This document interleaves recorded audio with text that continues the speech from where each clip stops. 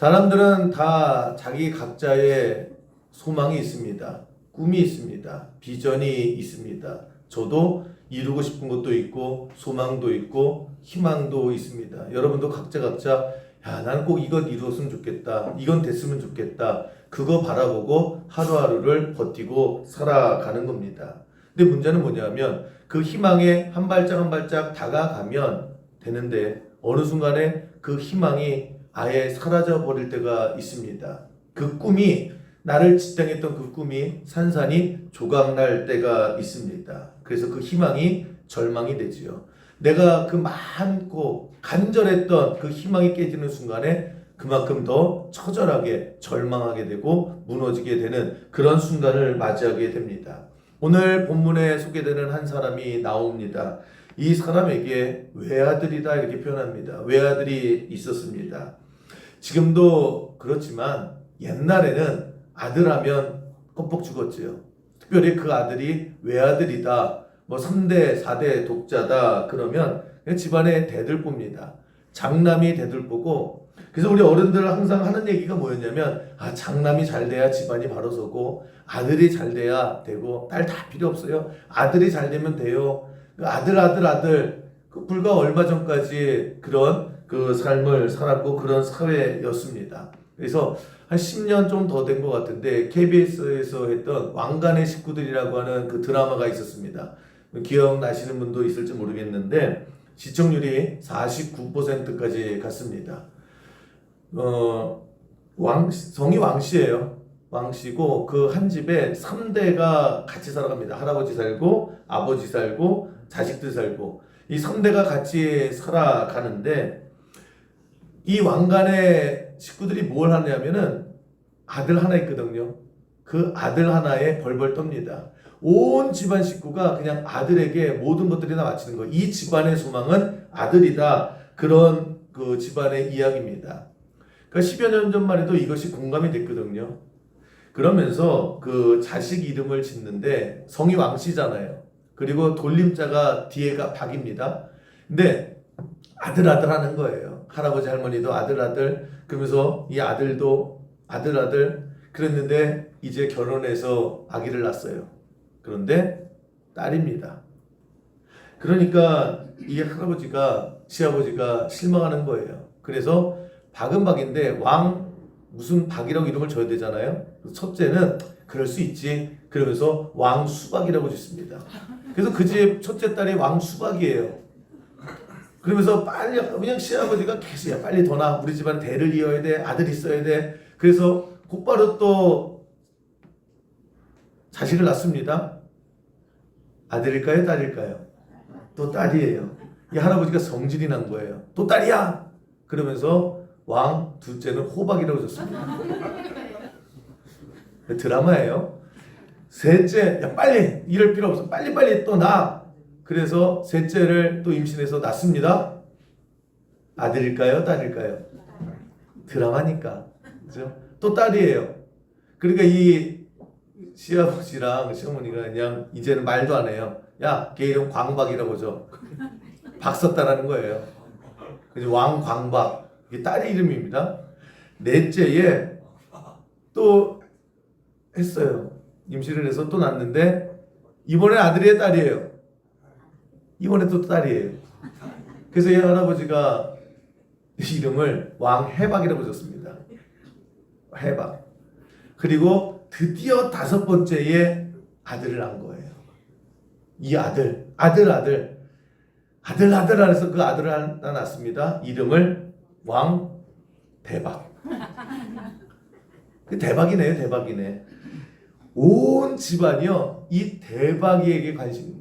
대박이 왕대박이 그러면서 이 아들이 잘 되는 게 우리 희망이야. 이 아들이 잘 돼야지 우리 집안이서. 그러면서 온 집안이요 그냥 다 이 아들 하나 대박이 하나에 그냥 벌벌 떨면서 살아가는 이 사회적 풍토를 한 것이 그 드라마의 내용입니다. 그런데 나중에 그게 이 아들 이 소망 우리의 희망 우리의 대들보 그냥 그러다 보니까 나중에 이게 독이 되지요.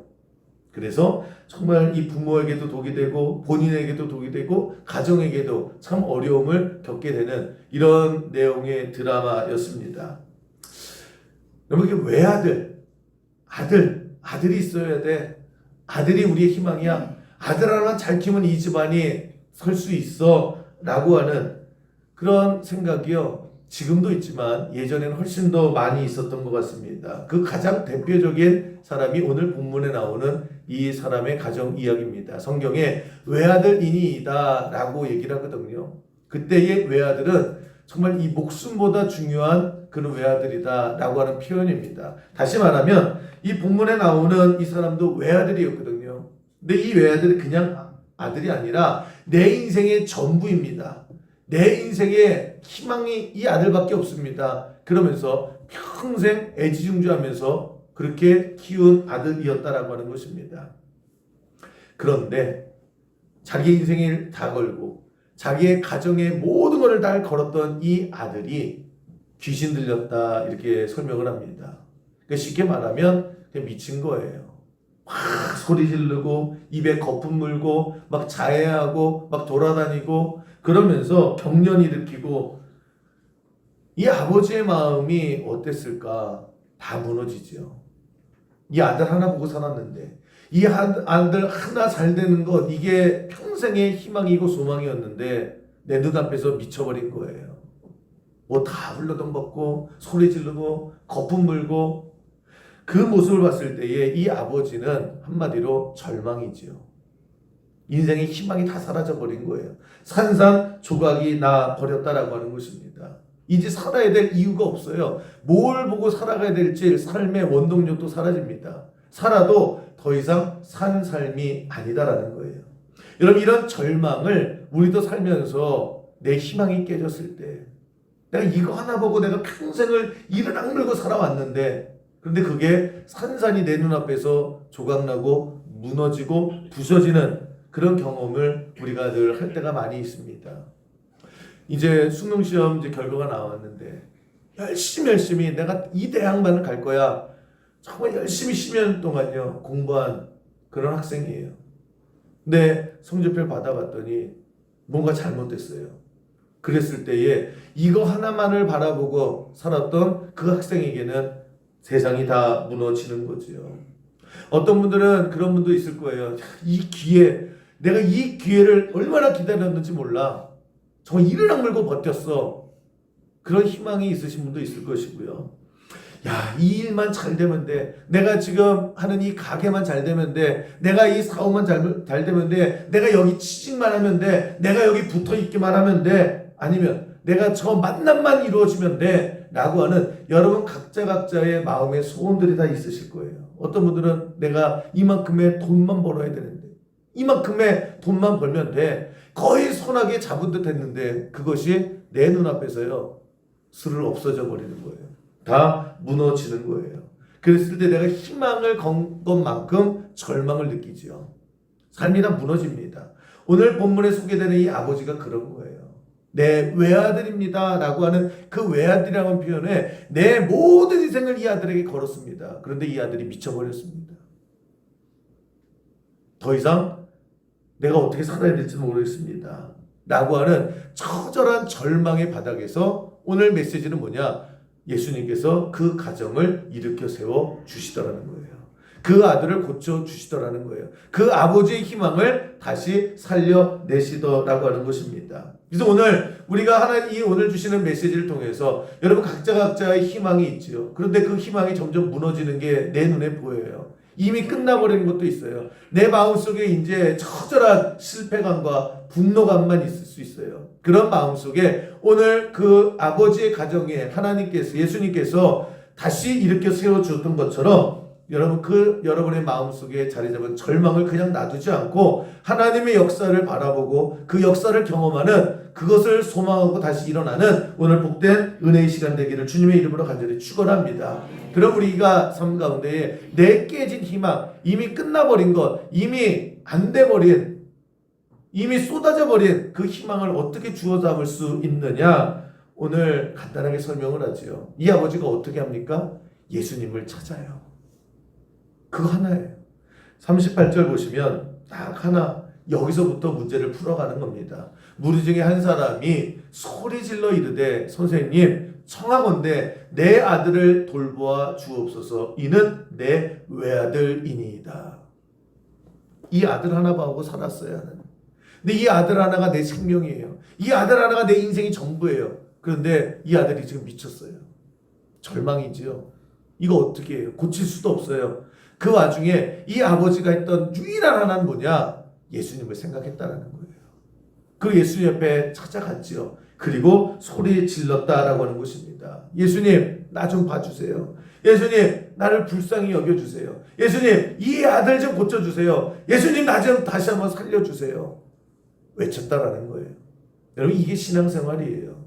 우리의 모습 속에 이것이 있어야 된다라고 하는 것입니다. 그랬을 때에 그냥 간단해요. 42절 결론은 뭐라고 되어져 있습니까? 올 때에 귀신이 그를 거꾸로 들이고 심한 격렬을 일으키게 하는지라 예수께서 더러운 귀신을 꾸짖으시고 아이를 낫게 하사 그 아버지에게 도로 주셨다. 고쳐주셨다라는 거예요. 다시 그 희망이 절망으로 바뀌었을 때에 그 절망을 예수님께서 다시 희망으로 안겨주셨다라고 하는 것입니다. 여러분 오늘도 또 1년의 마지막쯤에 와서 또 여러분의 삶의 자리에서 희망이 있었잖아요. 소망이 있었잖아요. 내 평생에 그 모든 것을 갈아넣은 그런 애씀이 있었잖아요. 그런데 허무하지요. 내 눈앞에 다 무너지지요. 이제 끝장났지요. 그랬을 때에 거기서 주저앉는 것이 아니라 오늘 이 예수님을 다시 한번 바라보고 이 예수님에게 찾아와서 부르짖었던 그리고 다시 일어났던 이 가정을 우리가 눈뜨고 또 길을 열어서 보게 되는 은혜가 있기를 주님의 이름으로 간절히 축원합니다. 우리 뭘 하면 돼요? 이 아버지처럼 하면 돼요. 무너진 나의 삶의 자리에서 우리도 마찬가지입니다. 예수님께 달려가서 예수님 내 사정이 이렇습니다. 내가 이렇게 산산조각이 났습니다. 내가 실패했습니다. 내가 무너졌습니다. 내가 헛살았습니다. 근데 하나님 나 좀 살려주세요. 나 좀 불쌍히 여겨주세요. 나 좀 이 구렁텅이에서 건져내주세요. 내 숨통 좀 터주세요. 이게 오늘 우리가 할 수 있는 해답이라는 거예요. 다른 거 없습니다. 여러분 희망이 정말 원치 않는데 그 희망과 꿈이 절망으로 바뀌는 순간이 분명히 있어요. 그게 오늘일 수도 있습니다. 그랬을 때 오늘 우리에게 주시는 해답이 뭐냐? 해결책이 뭐냐? 여러분 다른 거 없어요. 지금 그 자리에서 예수님을 찾아가는 거예요. 여러분 찾아오셨잖아요. 그러면 예수님 살려주세요. 예수님 나 좀 불쌍히 여겨주세요. 내가 잘못 살은 것도 알고 내가 헛살은 것도 알고 내가 실수한 것도 알고 내가 엉뚱한 짓 한 것도 알고 내가 다 무너진 것도 알고 다 내 탓인 거 아는데 나 좀 살려주세요. 예수님. 우리 그 고백을 할 수 있는 오늘 수요교회 여러분이 되기를 주님의 이름으로 간절히 축원합니다. 여러분 신앙생활을 안 하는 사람에게 이 얘기를 해요. 예수님을 믿지 않는 사람에게 너 가서 기도해. 너 예수님 찾아가. 너 예수님 붙들어. 그러면 예수님께서 살려주실 거야. 콧방귀 껴요. 내가 지금 다 죽게 생겼는데 좀 팔자 좋게 그런 거 하게 생겼냐고. 그 당연한 거예요. 그 사람들 안 할 거예요. 그런데 신앙생활을 하는 사람들 중에 만약에 그렇다라고 하면 내가 예수를 믿는 사람이에요. 내가 하나님을 믿어요. 근데 어느 순간에 희망이 절망으로 완전히 무너져 버렸어요. 그랬을 때에 예수 믿는데도 불구하고 예수님을 찾지 않는다라고 하면 다 죽게 생겼는데 그래서 하나님을 찾아가서 하나님 나 좀 살려주세요 라고 하지 않으면 그게 얼마나 바보스러운 신앙생활인 거예요. 여러분 어떻게 절망의 순간에 예수 믿지 않는 사람과 똑같이 절망합니까? 하나님 믿지 않는 사람과 어떻게 똑같이 나 이제 기도 안 해. 나 지금 기도할 그런 마음이 아니야. 나 이제 교회 안 가. 내가 여태까지 교회 다니는데 이 모양 이 꼴이야. 그래서 결론이 예수 안 믿는 사람과 이 절망의 순간에 똑같이 행동을 한다라고 하면 여러분 이런 바보 같은 신앙생활이 어디 있냐는 거예요. 정말 안타까운 거예요. 나 시험 들었어. 나 이제 기도 안 해. 나 교회 안 다녀. 나 이제 하나님 안 믿을 거야. 내가 무슨 꼴을 더 당하려고. 여러분 도대체 저 사람이 지금까지 예수를 왜 믿었을까? 도대체 어떻게 하나님을 믿었을까? 도대체 왜 교회를 다녔을까? 이런 생각이 들잖아요. 여러분, 우리의 삶이 마찬가지다라고 하는 것입니다. 저는 우리 수영교 여러분들이 할 수만 있으면, 될 수만 있으면 인생에 날마다 기쁨만 있기를 간절히 기도합니다. 근데 꽃길만 있으면 좋겠는데 아니잖아요. 지금도 이렇게 둘러보면 여러분들 기도거리가 얼마나 많아요. 또 힘든 일이 얼마나 많으세요. 그런데 우리 수영교회 모든 성도들은 수영교회를 다니면서 하나님을 믿는다라고 하는 여러분들은 문제가 생기고 희망이 절망으로 바뀌었을 때에 오늘 이 아버지처럼 해답을 찾는 그런 은혜가 있기를 간절히 축원합니다. 살려달라고 해야죠. 그 얘기하려고 지금까지 우리가 신앙생활한 거 아닙니까? 내가 교회를 왜 다녔어요? 이런 날이 오게 되면 내가 지금까지 했던 모든 신앙이 결국 이 모습이 드러나야 돼요. 절망의 순간에 너는 이제 끝났어. 너는 이제 아웃이야. 너는 이제 가망이 없어. 에이 바보야 라고 했을 때예요. 그거에 대해 반박할 수가 없잖아요. 그랬을 때에 하나님이 생각이 나야죠. 하나님 나 좀 살려달라고 그래야죠. 세상 사람들은 어떻게 해요? 문제가 생기면요, 일단 사람부터 쫓아다녀요. 누가 나 도와줄 사람 없나? 이 사람 쫓아다니고 저 사람에게 그냥 목 놓아 얘기하고 이 사람 붙잡고 얘기하고 만나주나요? 그럼 전화하잖아요. 전화기 붙들고 하소연합니다. 30분, 1시간, 2시간 그렇게 해서 여러분 단 한 번이라도 해결이 되시냐는 거예요. 조그만 엉뚱한 데 가서 소리 질러요. 살려달라고. 우리는 교회 다니고 우리는 믿음의 사람들이라 점집 잘 안 가죠. 근데 여전히 점집 다니는 많은 세상 사람들이 참 많이 있더라는 거예요. 저는 그 교회를 만약에 안 다녔어도 점집은 안 다녔을 것 같아요. 일단 싫어요. 향냄새가 싫고 우스스하고 그 이상한 사람들 앉아가지고 막 쌀 탁 뿌려놓고서 예? 뭐 하고 막 돼지목을 막 쓸어가지고 막 돼지목은 먹어야 될 건데 그죠? 목살이 얼마나 맛있습니까? 근데 그냥 그 앞에 절하고 그죠? 저는 안 그랬을 것 같아요. 그러니까 저는 항상 입장을 바꿔서 생각하는 거를 되게 좋아하거든요. 그러니까 내가 예수를 안 믿었으면 어떻게 했을까? 그래도 점집은 안 갔을 것 같아요. 가가지고 근데 내가 점집 하면 늘 생각나는 게 뭐냐면 그 복개천에 참 깃발들 많아요. 빌라들에. 또 하나 생각나는 것은 사울왕이 생각나요. 사울왕이 나중에 제대로 미쳐버리죠. 그래서 어렵고 힘들 때 어떡합니까? 하나님 안 찾아요. 누구 찾아요? 점 보는 여자 찾잖아요. 점집 찾아가잖아요. 그래서 망한 거 아니에요. 결정타가 아닙니까? 그래서 망한 거예요. 그럼 엉뚱한데 문제가 터졌을 때에 하나님을 찾아갔어야 되는데 근데 예수 믿는 사람이 똑같이 굴어요. 세상 사람들 술 먹죠. 왜요? 잊고 싶어서. 술 먹으면 잊혀지겠죠. 그죠? 근데 그게 그때뿐이잖아요. 술 먹는다고 해결이 됩니까? 어떤 사람은요, 문 걸어 잠궈요. 그냥 문 걸어 잠고 그냥 잠수 타요. 그걸 문 걸어 잠고 항상 하는 생각이 망할 생각밖에 더 합니까? 빚 하나도 커튼치고 죽을 생각만 하는 거예요. 보세요. 문 걸어 잠고 집에 들어가서 입을 뒤집어 쓰는 순간에 절망이 더한 절망이 되죠. 절대 해결이 되지 않아요. 무슨 얘기냐? 위치가 틀렸어요. 달려갈 위치가 틀렸다라고 하는 것입니다. 점집 달려가고 술집 달려가고 집 달려가고 위치가 거기가 아니에요. 어디로 달려가야 되느냐? 하나님께로 달려와야 되는 거예요. 교회로 달려와야 되는 거예요. 항상 보세요. 나 지금 요즘에 이제 나 기도 좀 쉴게요. 진짜 기도해야 될 때 꼭 그 얘기예요. 예배에 정말 피투성이가 돼서도 예배 자리에 앉아 있어야 되는데요. 나 예배 잠깐만 쉴게요. 그리고 문 걸어 잔 거예요. 그래서 술집에 앉아 있지요. 여러분 위치가 틀린 거예요. 달려갈 위치가 분명해야 돼요. 이 아버지가 문제가 해결됐습니다. 그냥 문제도 아니에요. 내 인생을 건 문제예요. 자식 문제예요.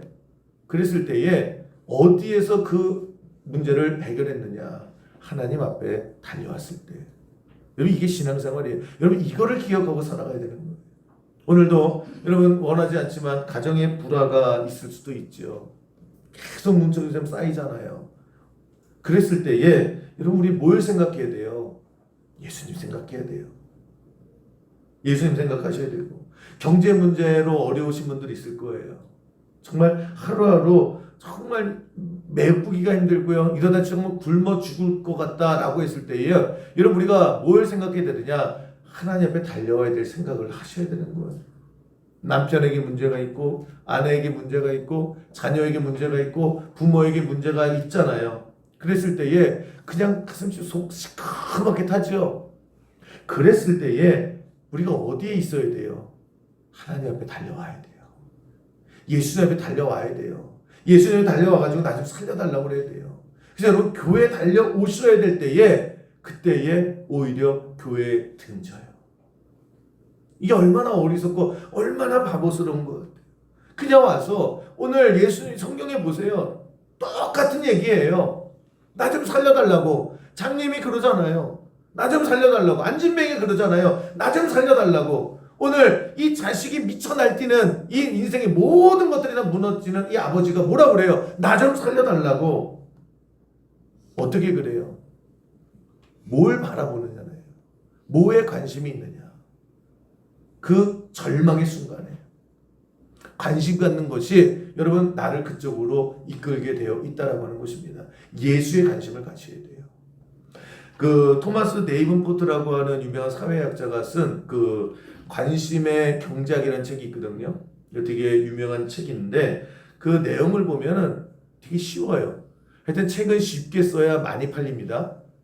그래서 되게 쉬운 책인데 그 관심에 관한 거예요. 그러니까 여기서 하는 얘기가 뭐냐면 우리는 유한한 존재예요. 그래서 모든 것을 다 알 수가 없죠. 그죠? 그러니까 뇌가 그래요. 새로운 것을 알면 옛날 것은 까먹어요. 그래야 유지되는 거예요. 우리가 옛날 것부터 다 기억하고 앞으로도 새로운 것을 다 기억하면 머리가 터질 거예요. 그래서 하나님께서 어떻게 만드셨느냐? 망각의 은혜를 주셨다는 거예요. 옛날 것을 지워야 새로운 것이 또 기억나는 거예요. 여러분 너무 두려워하지 마시고 관심도 마찬가지다 이렇게 얘기를 합니다. 우리가 관심을 갖잖아요. 그 관심도 관심을 가진 양이 있다는 거예요. 정량이 있다라고 하는 것입니다. 우리가 모든 것을 다 관심 가질 수 없다라는 거예요. 이렇게 설명을 하죠. 우리가 관심 가질 수 있는 용량이 100이에요. 그러면 이 그릇으로 생각했을 때에 내 이 관심 가질 수 있는 용량이 100이면 100 꽉 차면 더 이상은 관심을 가질 수가 없어요. 그런데 새로운 어떤 관심이 생기죠. 그럼 어떻게 해요? 옛날 것, 덜 관심 있는 것을 소멸시켜버리는 거예요. 없어버리는 거예요. 그리고 새로운 관심이 채워나가는 겁니다. 그게 우리의 그 모습이다라고 하는데 여러분들 갑자기 또 어려워지는데 컵 100리터 컵이 있어요. 여기에 물이 꽉 차 있습니다. 더 이상 물을 담아요, 못 담아요? 여러분 과학 시간 아니에요? 과학 시간은 이해정 기사님한테 물어보세요. 컵에 꽉 차 있으면 더 이상 못 담죠. 그런데 새로운 요 물이 20리터 물을 담으면 이거 막 굉장히 좋은 물이래요. 요거 담고 싶죠. 근데 어떻게 해요? 여기는 꽉 차 있는 거예요. 그러면 20리터를 따라 버리는 거예요. 그리고 그 20리터를 채워 놓는 거죠. 우리의 관심이라고 하는 것이 그런 거래요. 그래서 관심의 양이 무한대가 될 수가 없어서 새로운 관심, 더 강한 관심이 오면 더 약한 관심, 그것들은 내 안에서 소멸되는 거예요. 그래서 옛날에는 그렇게 관심이 있던 것이요. 지금은 아무런 것도 쳐다보지도 않아요. 있는지 없는지도 모른다라고 하는 것입니다. 그 얘기를 쭉 쓰는 게 관심의 경제학인데 책을 안 읽어도 뻔한 얘기 아닙니까? 이걸 우리에게 적용한다라고 하면 우리 안에도 마찬가지로 우리가 관심 가질 수 있는 것이 한계가 있어요. 그럴 때에 여러분이 채우고 여러분이 관심 가져야 될 게 뭐냐? 하나예요. 예수님에 관심을 갖고 하나님 말씀을 관심을 갖는다라고 하면 그 내 안에 말씀을 채워놓고 예수님을 채워놓고 하나님을 채워놓는다라고 하면 세상에 원래 있었던 것, 근심, 좌절, 걱정, 염려, 분노, 이 쓸데없는 것들, 이것들이요 내 관심 밖으로 사라지게 된다라고 하는 거예요. 근데 반대로요, 내가 요즘에 계속해서 걱정거리에 관심 갖고 내 실수에 아니면 내 분노에 내 치를 떨고 내가 그런 것들 그냥 근심과 걱정과 염려와 불평과 이런 것들에 관심을 갖기 시작을 하면요, 내 안에 그나마 남아있던 말씀도, 내 안에 그나마 남아있던 하나님의 관심도요, 점점 소멸된다는 거예요. 뭐로 꽉 차요? 그래서 염려 덩어리가 되는 거예요. 그래서 근심 덩어리가 되는 거예요. 그래서 악한 마귀가 툭만 건드려도요, 그냥 완전히 무너지게 된다라고 하는 것입니다. 여러분, 그래서 우리는 뭘 해야 되느냐? 신앙생활은 관심이에요. 이게 관심이 생기면 저쪽 거는요, 있는지 없는지도 몰라요. 이거를 가장 많이 잘 활용하는 사람들이 정치인들이에요. 정치인들이 예를 들면 나에게 굉장히 곤란한 문제가 오거나 나에게 치명적인 문제가 올 것 같으면 어떻게 해요? 관심사를 딴 걸 터뜨려 버리죠. 참 신기해요. 예를 들면 연예인 문제, 무슨 문제 딱 터지면요, 나 죽일 놈, 야 너 이거 뭐 끝까지 한번 파헤쳐봐 라고 하다가요, 더 큰 다른 관심거리를 빵 터뜨리면요, 사람들이 내 문제는 생각도 안 나요. 이 관심이라는 게 그게 사회적으로 그렇게 나쁘게 이용하는 가장 대표적인 건데, 그래서 여러분, 우리가 어떻게 살아가야 되느냐? 여러분, 우리가 다른 거 없어요. 내 관심을 하나님께 두세요. 내 관심을 예수님께 두시고, 내가 그래서 말씀을 바라보고, 내가 기도의 자리를 바라보고, 예배의 자리를 바라보고 나갔을 때예요, 여러분 보세요. 똑같이 내가 그렇다고 내 삶이 갑자기 해만 뜨느냐? 아니에요. 근데 뭐가 달라지느냐? 관심이 달라져요. 그래서 똑같이 고난이어도 별로 관심이 없어요. 왜? 하나님께 더 관심이 있으니까. 절망에 별로 관심이 안 생긴다니까요. 뭐에 더 눈이 커져요? 희망에 관심이 더 갖게 된다라고 하는 것입니다. 우리가 초연해지는 게 아니에요. 우리가 인생을 살아가면서 어려움은 여전히 어려운 거예요. 그런데 여러분, 그 어려움이 나를 죽이고자 하는 것들이, 나를 망하게 하는 결론들이 별로 관심이 안 가요. 아이, 왔나 보다. 뭐에 관심이 있어요? 하나님의 말씀, 그 하나님을 바라보는 거예요.